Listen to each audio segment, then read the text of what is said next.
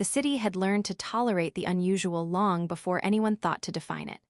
Neon reflections slid across rain-slick streets, drones hummed like impatient insects, and somewhere above, satellites blinked as if trying to remember why they were watching. He was not thinking about any of that when the noise cut through the plaza, sharp, wrong, the kind of sound that didn't belong to ordinary chaos.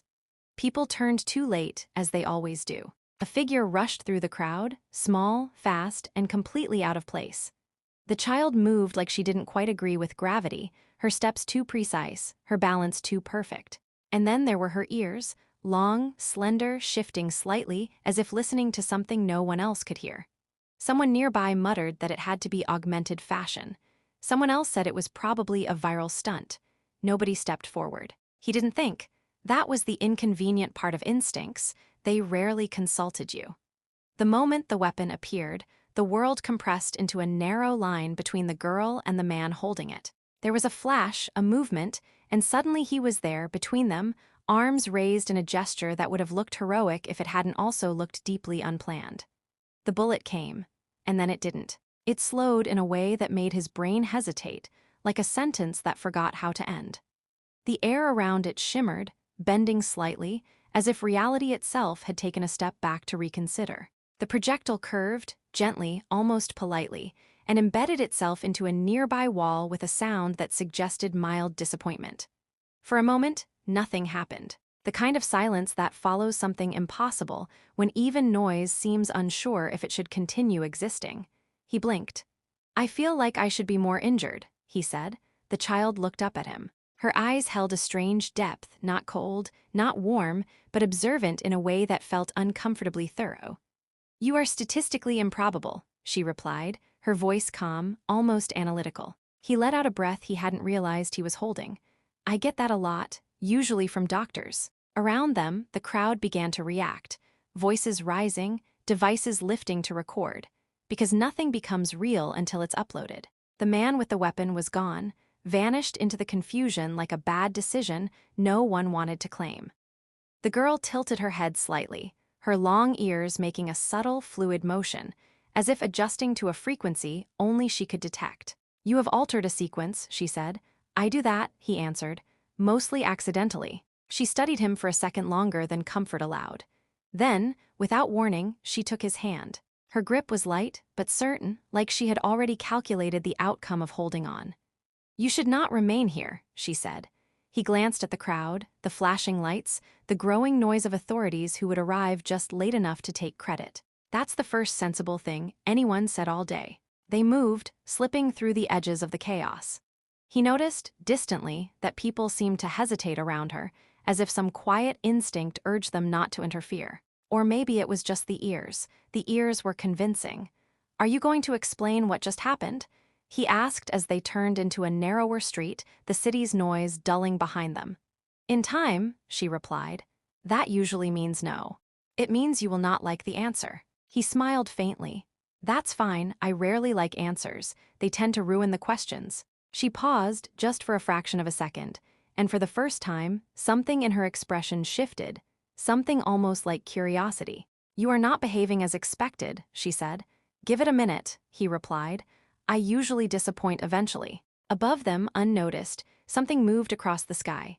Silent, vast, and very much not part of the city's usual collection of problems. By the time they reached his apartment, the city had already begun rewriting what had happened without asking permission. Screens in shop windows replayed fragments of the plaza incident, each version more confident and less accurate than the last. In one, he had apparently dodged the bullet with a spin that suggested professional training or a severe misunderstanding of balance. He unlocked his door, glanced back at the girl, and said, "If that version goes viral, I expect royalties." She stepped inside without hesitation, her gaze moving across the room with quiet precision. "Your environment is inefficient," she said. "That's not inefficient, that's called lived in. There's a difference, mostly emotional." The kettle, forgotten earlier, had cooled into a silent accusation. He picked it up, stared at it, then at her. "Do you drink anything that won't dissolve the furniture?" "I can simulate the act for social alignment," she replied. "That sounds like tea with extra steps." She didn't respond, which he took as agreement or disapproval. Both were becoming hard to distinguish. For a moment, it almost felt ordinary. Then the lights flickered, not dramatically, just enough to suggest that something larger than the apartment had taken an interest. The air shifted. Not colder, not warmer, just aware. A shape formed near the center of the room, light folding into itself until it resembled a figure.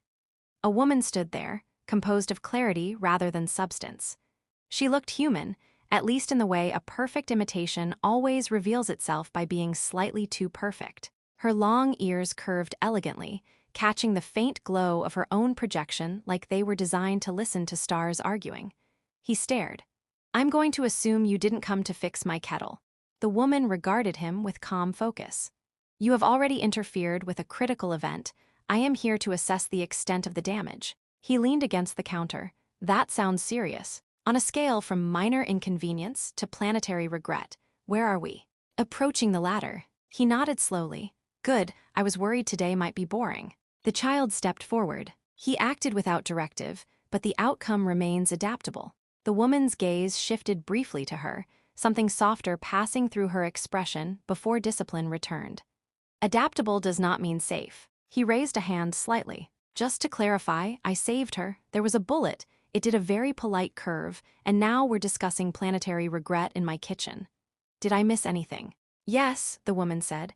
"You were not meant to be involved." He considered that. That feels like a design flaw. Silence settled for a moment, the kind that carries weight rather than absence.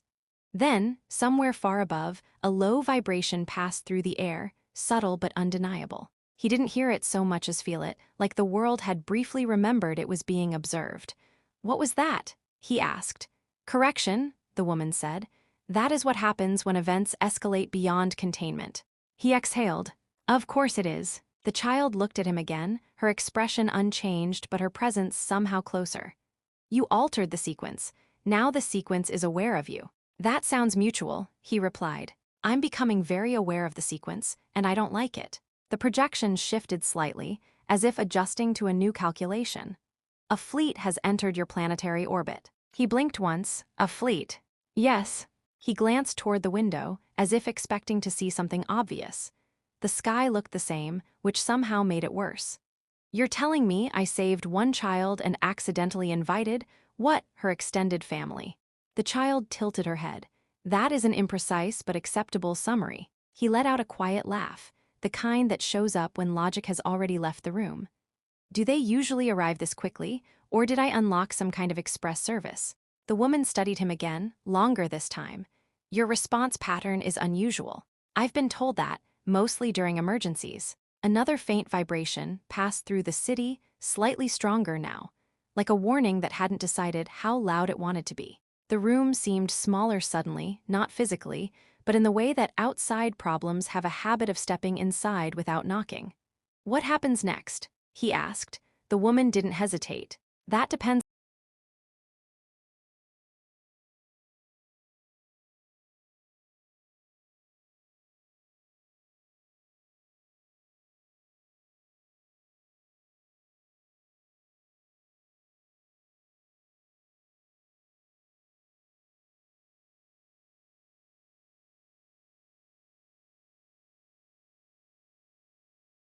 The sky refused to change, which made everything worse. He stood by the window longer than necessary, waiting for something dramatic, fire, shadows, at least a polite alien symbol blinking, "We have arrived." Instead, the city continued as usual, which felt like the universe was deliberately avoiding eye contact. "So," he said, turning back, "fleet in orbit, possible war, and I still haven't had tea. This feels poorly scheduled." The projection of the woman remained steady, her long ears shifting slightly as if listening to something far beyond the room. "They are waiting," she said. "For what?" "For a mistake." He let out a quiet breath. "That's comforting. We specialize in those." The child stepped closer to the window, her gaze distant, focused on something he couldn't see. "Their systems are interpreting your planet's defenses as hostile alignment." He frowned. "Our defenses interpret everything as hostile alignment. That's kind of their personality." The woman inclined her head slightly. "Which is why this moment is critical. One automated response will trigger another. Neither side will believe it started the sequence." He rubbed his face, thinking. Not about strategy, not about technology, those weren't things he understood. But he understood something simpler, something inconvenient. People, or whatever passed for them. Then we don't let the systems talk first, he said, the woman's gaze sharpened. Explain. He gestured vaguely. Right now, everything is guessing. Machines guessing about machines, fear guessing about fear. So we interrupt it, we make it personal. That is not a recognized de-escalation protocol, she replied. Yeah, he said, that's probably why it might work. The child looked at him, her expression unreadable, but her ears tilted slightly forward, attentive. You intend to expose yourself as the variable. I already am, he said, might as well commit. Before either of them could object, he moved. His hands found the old console embedded in his wall, outdated, mostly decorative, but still connected to enough networks to be dangerous in creative ways. He activated it, ignoring the flicker of warnings. Human systems are inefficient, the child said. Good, he replied. That means they're flexible. The projection of the woman shifted closer, watching. What are you doing? Something very irresponsible, he said. Which, statistically, is how most important things happen. He forced a signal outward, not through official channels, but through everything at once, civilian networks, abandoned satellites, anything that would carry a message that wasn't filtered into something aggressive. It was messy, it was loud, it was human, then he spoke. I don't know who's listening, he began, his voice steadier than he felt, but I'm the one who interfered earlier. That wasn't an attack. It was, honestly, I didn't think that far ahead. I just didn't want a kid to get hurt. He paused, glancing at the child briefly. She's here, she's safe, and if you're about to start a war because of that, then I think we're all overreacting just a little. There was silence, not empty waiting. We're not your enemy, he continued. We're just very good at looking like one when we panic, so maybe don't panic first. Give us a second to catch up. He let the signal linger, then cut it before he could overthink it. The room felt smaller again. That, the woman said slowly, was not strategic. No, he agreed, it was honest. Seconds stretched, then the vibration came again, but this time it changed, softer, receding. The child's eyes shifted, tracking something invisible. Their targeting systems are disengaging. He exhaled, tension slipping from his shoulders in a way he hadn't noticed building. That's good, right? Yes, she said, they are reconsidering. The projection of the woman watched him differently now, something measured giving way to something else. You place trust without assurance of outcome. He shrugged lightly, seemed faster than waiting for permission. For a moment, no one spoke. Then, faintly, the city lights flickered, not from interference but from relief like a system exhaling. The fleet will withdraw to observation distance, the woman said. Formal contact will proceed differently. He smiled faintly, preferably without the planetary regret part. That is the intention. The child stepped closer again, her small hand finding his with the same certainty as before. You have altered the sequence successfully. He looked down at her, then back at the projection. So, no war. No war, the woman confirmed. He nodded once, absorbing it. Then, after a beat, I'm still making tea. This time, the woman paused and almost, very slightly, smiled. As the projection faded and the unseen fleet shifted quietly above the world, he stood in his small apartment, aware that nothing looked different and everything was. He hadn't planned any of it. He hadn't understood most of it. But somewhere between instinct and decision, he had chosen to trust something unknown. And somehow, that had been enough. The city adjusted faster than anyone admitted. By morning, the sky still looked ordinary, which now felt like a negotiated agreement rather than a coincidence. News feeds argued over what had happened, each version confidently wrong in its own unique way. He watched one clip where he was labeled unidentified civilian with suspicious calmness, and decided that was probably fair. The child sat by the window, perfectly still, her long ears making subtle, thoughtful movements. Your world processes uncertainty through noise, she said. We call that discussion, he replied, placing 2 cups on the table. It's very important. Nothing gets resolved, but everyone feels involved. She accepted the cup, holding it carefully. I have completed the simulation of this beverage. It is inefficient, but pleasant. That's the highest compliment tea has ever received. A soft distortion passed through the room again, but this time it felt familiar rather than alarming. The woman appeared, her presence no longer carrying the same sharp edge. She observed the apartment, then him, as if updating a conclusion she hadn't expected to revise. Our fleet has repositioned, she said. Your planet is no longer under immediate evaluation for conflict. He leaned back slightly. That sounds like we passed a test we didn't study for. You altered the criteria, she replied. He smiled faintly. I'm starting to think that's my only skill. The child looked between them. The sequence remains open. Yes, the woman said, her gaze steady on him. Which is why I have come with a proposal. He raised an eyebrow. That word usually leads to more problems. Or fewer, she said. Your presence has proven stabilizing. He laughed softly. That's new. Most people would disagree. They are working with incomplete data. He considered that, then gestured lightly. All right, what kind of proposal are we talking about? Please say it doesn't involve me managing interstellar diplomacy. I can barely manage my calendar. A brief pause. It involves communication, not as a representative, but as a variable. That's not reassuring. It is accurate. The child's ears tilted slightly, attentive. You would continue altering sequences. He looked at her, then at the woman, then around his apartment. The same walls, the same clutter, now somehow connected to something far beyond it. A few days ago, he would have dismissed all of this as impossible. Now, impossible felt like a starting point.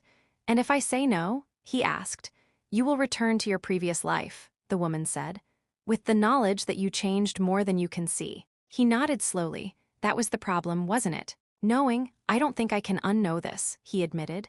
That is understood. Silence settled, but it wasn't heavy anymore. Just a space waiting to be filled. He exhaled, then gave a small shrug. All right, I'll help. But I'm setting one condition. The woman inclined her head. State it. No more dramatic fleet arrivals without notice, he said. At least send a message first. Something like, hello, we're here, please don't panic. It would really improve the experience. The child looked at him. That is reasonable. The woman paused, then nodded once. Agreed. He smiled. Good, then we're already making progress. Outside, the city moved forward, unaware of how close it had come to becoming a memory. Above, unseen but no longer unknowable, something vast and patient watched without judgment. The child stood, stepping closer to him again. You are no longer statistically improbable, she said. He frowned slightly. That sounds like a downgrade. It means you are now part of the pattern. He considered that, then smiled faintly. I think I liked being a glitch. She tilted her head. You still are, just an accepted one. The woman's form began to fade, her presence receding with quiet finality.